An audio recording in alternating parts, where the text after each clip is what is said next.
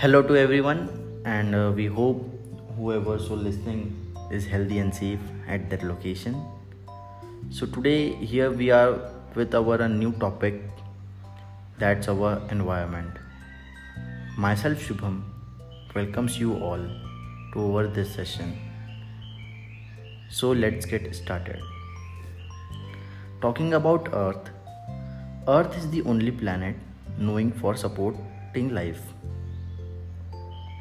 Despite the vastness of Earth, life exists only in a very narrow zone of the Earth called biosphere. Sun is the only source of energy which enables continuous interaction among various life forms. This unit, being the first in the course, brings out the holistic meaning of the word environment. In broad terms, environment includes everything external to an organism that affects it, including physical as well as living factors. The action and the interaction of the physical and living factors make a system of relationship called ecosystem. So this unit will also focus on how we as a living being interacts with other living and non-living components of the ecosystem. The concept of sustainable development came into existence that explains symbiotic relationship between human being and the environment. For centuries, humans have considered the earth and the environment as virtually unlimited resource, but subtle and gradual changes have altered our environment many different ways. Special mention has been made of human population within the changing scenario over the years, particularly since the Industrial Revolution. We hope that this unit will give you a better understanding of the environment and its various components. This unit would also be enable you to use your intelligence and skills for managing our environment and keeping it in healthy for future generation. So this unit will further explain the multidisciplinary nature and scope of environmental studies. Coming to concept of environment.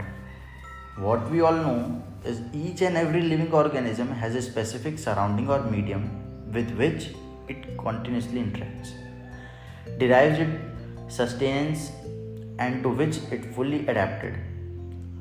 This surrounding is natural environment. The word natural environment brings to mind broad aspects of landscape such as soil, water, desert, or mountains, which can be more exactly described in the terms of physical or abiotic influences such as differences in moisture, temperature, texture of soil, and air quality. It also includes the biological or biotic influences in the form of microbes and animals. Thus, environment is defined as the sum of total living and non-living components, influences, and events surrounding an organism. Now, let us begin by asking what is environment? Environment is derived from French word environ, which means encircle or surround, while means auctioning. That is, environment is the interaction between organism and the nature.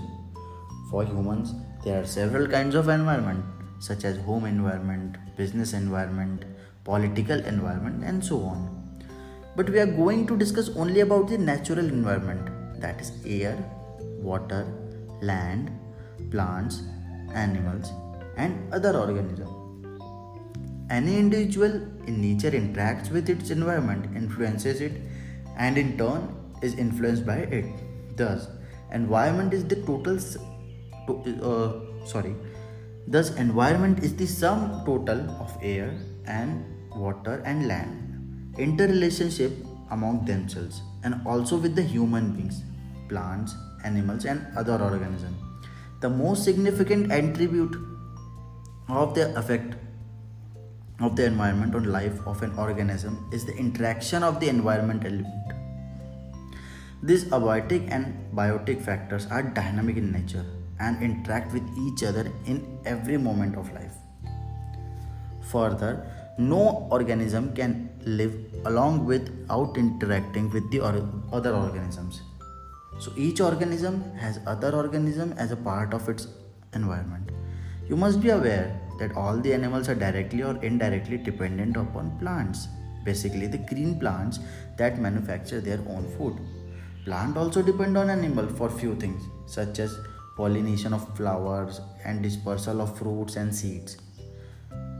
So let us try to understand the concept of environment with an example.